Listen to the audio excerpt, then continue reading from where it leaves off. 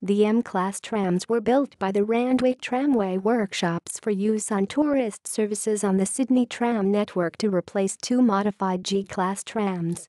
Originally allocated to Fort Macquarie Tram Depot, they later moved to Newtown and again to Ultimo before being scrapped in 1941.